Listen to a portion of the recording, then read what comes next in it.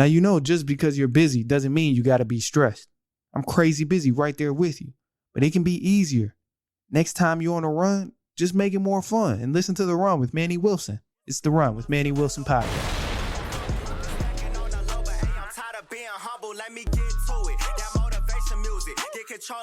Don't let nobody else do it. What's up, everybody?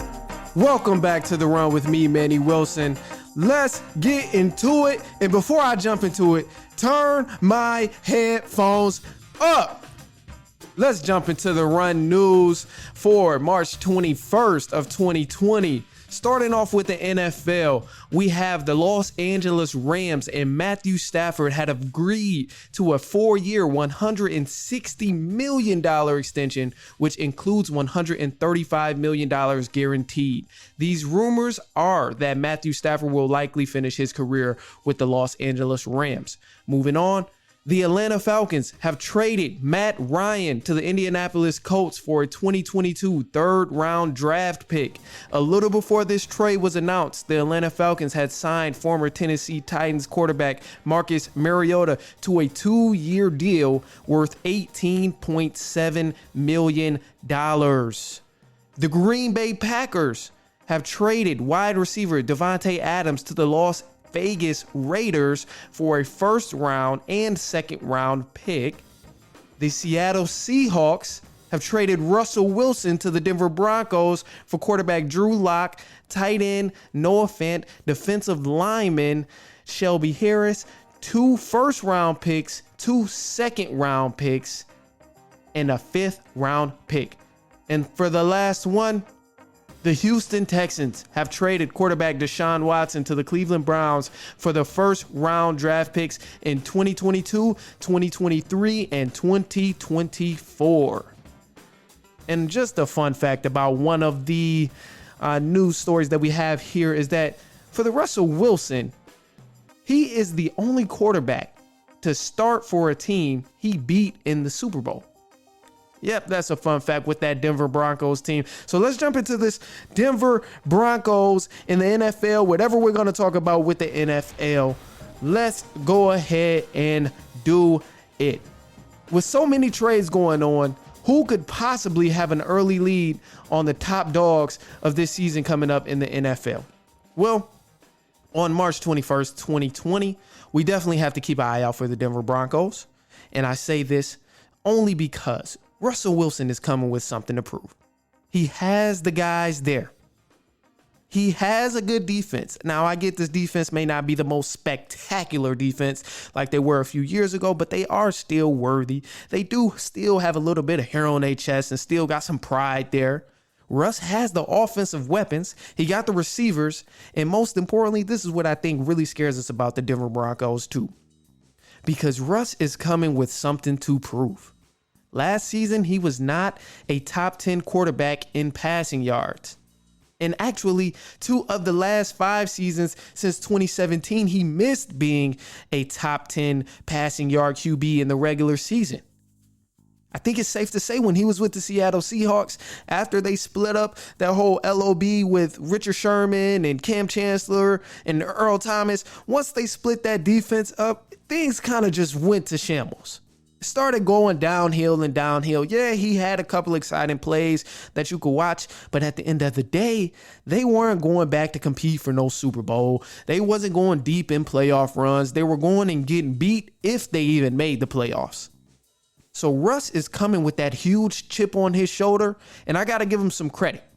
Now, however, because I'm giving Russell Wilson his credit, I do not want it to be misunderstood. Yes, this AFC conference is extremely tough. They have a chance, but their division alone is tough only because of other teams like the Kansas City Chiefs. And if you ask me, the Chiefs, they are still a huge factor in terms of who can even go far. Of course, the season hasn't even started, but this is all hype. But they're still huge factors. They didn't really lose anyone. And as long as you have Pat Mahomes there, they have a fighting chance. And you can say that for almost 2 other quarterbacks in this conference. Even though Deshaun Watson is with a trash team, yeah, I get it. The Cleveland Browns may not be the best team. Obviously, some people say it was quarterback issues, but at this point, I don't know what the hell the issue is. We done seen so many different things go on with this team that we can't even really keep track. So we kind of just have to watch and see what's going to happen on with this season for the Cleveland Browns. But I do love that move that they got Deshaun Watson. That's huge for the AFC. So I would have to put them in that category of a conversation of possibly even winning. You still got the Cincinnati Bengals. They just came off of a Super Bowl. They didn't win, but they got there. They showed that they had the potential, and they don't have the personnel. When you look at the team individually, they don't compare to the Kansas City Chiefs. They don't compare to the Denver Broncos or possibly the Pittsburgh Steelers. They have a good team, but individually, it's no comparison. You would take those other teams over the Cincinnati Bengals, but when they come together, look at how good they looked as a unit. And I believe it's possible they can go ahead and bring that back. They're still going to be fierce competitors. They may not go all the way back to the Super Bowl and win it, but you're crazy if you don't think they're going to be fierce competitors after coming off a Super Bowl and losing the way they did. They were doubted all season. All last season, they were doubted from the beginning of the playoffs all the way to the end. And some people kind of gave them the benefit of the doubt that, okay, this is a good team. They've been consistent all season. But ultimately, they're not gonna beat them. This is where they road trip in. They're not gonna beat the Tampa Bay Buccaneers. They're not gonna beat them. Everybody, I kept hearing it over and over. But yet they were surprising. They were underdog after underdog, and they showed that they can compete. And I said the Tampa Bay Buccaneers, but I meant the Kansas City Chiefs. That they showed that they got to where they belong.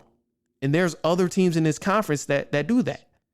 But ultimately, if I had to put somewhat of a ranking around these guys of teams that's going to be most dangerous, I would probably start with the Kansas City Chiefs. Although I mentioned Russell Wilson is definitely coming with a chip on his shoulder and something to prove because he has the personnel now and a good organization, I'm still putting the Chiefs at the top without a doubt.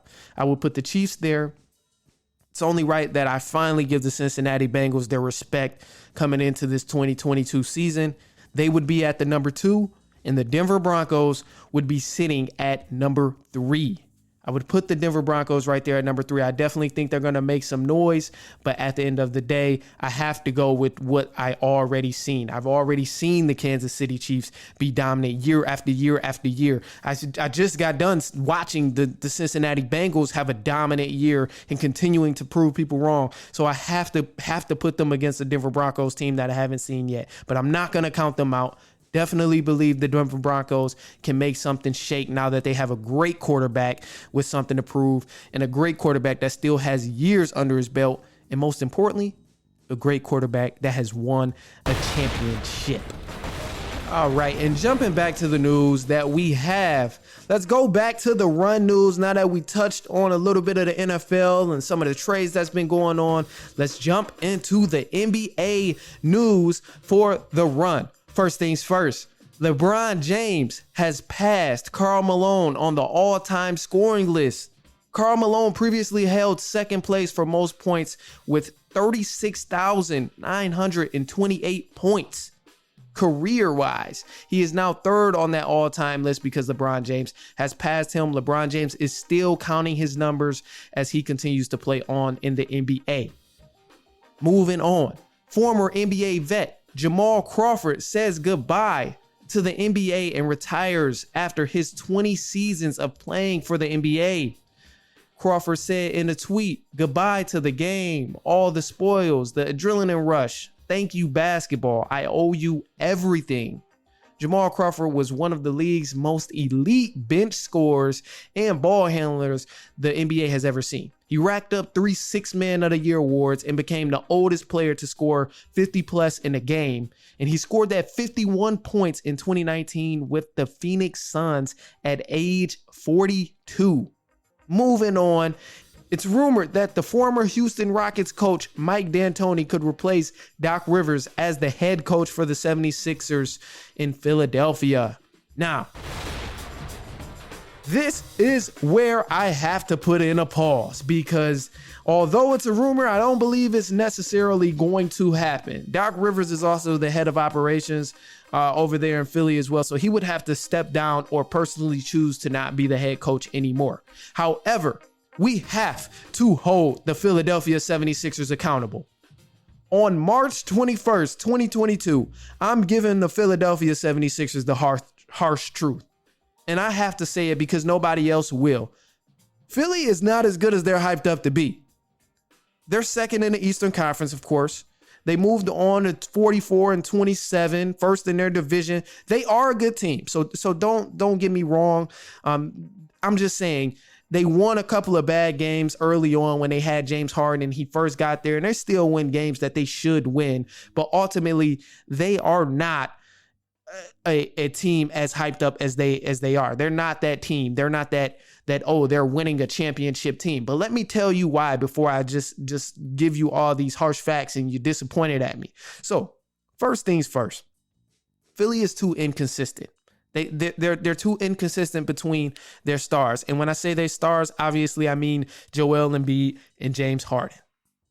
And I say this, one, because they play so many minutes. They're going to have to play more and more minutes. But when you look at the numbers, they have the minutes that they're playing, and the numbers are just as inconsistent as can be for a team who are supposed to win a championship. And when I compare to other teams, I don't see this amount of inconsistency. And let me just pull a couple of different games that stood out to me that tells me they're inconsistent. March 14th against the Denver Nuggets, they took a L. But Joel Embiid, he finished 11 for 21. He had 34 points, but he shot 50%. So that wasn't bad. Okay, cool. And James Harden, in that same game, he shot 6 for 11, finished with 24, shot 54%. But they took a L. You know, the game really could have went either way.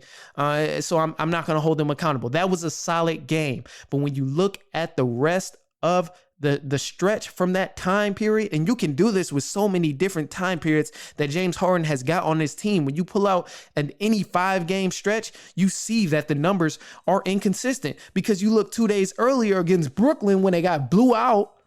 Joel Embiid shot 5 for 17, finished with 27 points, but shot 29%. And they lost. And James Harden was even worse against Brooklyn on the 10th of March. Shot 3 for 17 and finished with 11 points and shot 17%? Like, what are you telling me right now? And it's not just these games. There's other games where it's good because if you look at a couple days before when they played against Chicago, they got a win, but the numbers were still inconsistent. Harden 5 for 15, Joel Embiid 15 for 27. He shot good, but Harden shot bad. Like it's so much inconsistency. And it's a lot of minutes that they're going to have to play come playoffs. And looking in the future of what this team is going to have to do in order to beat Brooklyn Nets or beat the Milwaukee Bucks mainly is who I compare teams to because they are the most consistent. They have been the strongest running team I've seen so far this season in the Eastern Conference. So I compare them to the Milwaukee Bucks. This team does not look fit to beat them at all. And if you put them against multiple teams in a 7-game series, who says that inconsistency may not creep up? Not only from the stars, but the bench players. The only bench player with any type of playoff experience is Danny Green. Everyone else has not played in the playoffs. So these young guys, this is going to be their first time getting to the playoffs and feeling that real type of pressure of, okay, it's either win or go home. And we know how different of a ball game the playoffs is.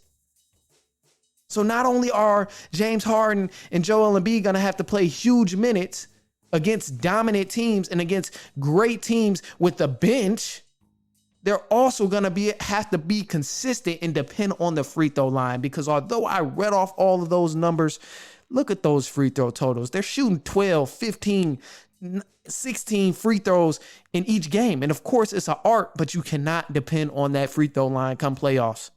You will not be a happy camper. So besides them playing big minutes, besides the inconsistency, they also don't have enough bench depth. And truthfully, I don't think Doc Rivers is the man for the job. As I mentioned in the rumor, Mike D'Antoni may come back, all of that. I would actually be okay with seeing that because I just don't think Doc Rivers is the guy for the job. When I watch, again, look at Milwaukee Bucks, look at the Brooklyn Nets, even the Boston Celtics and Miami Heat.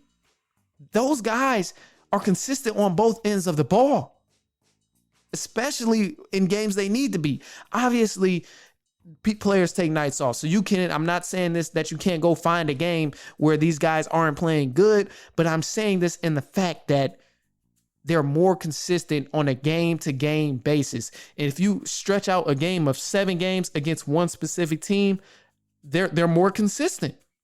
And they also have bench depth. And that plays a huge role come playoffs.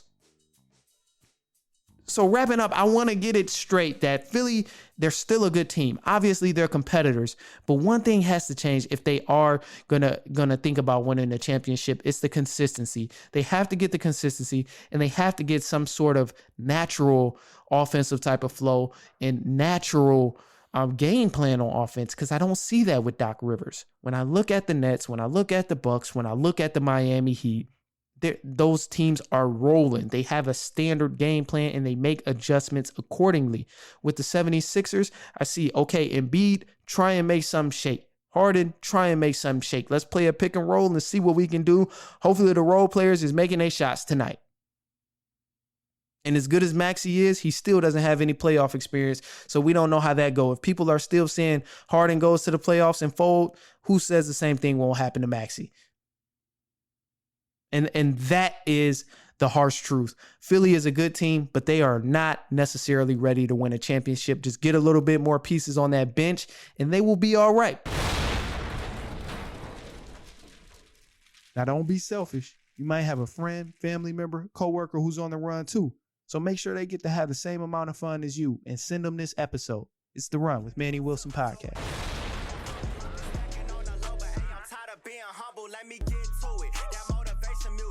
Control of your life, don't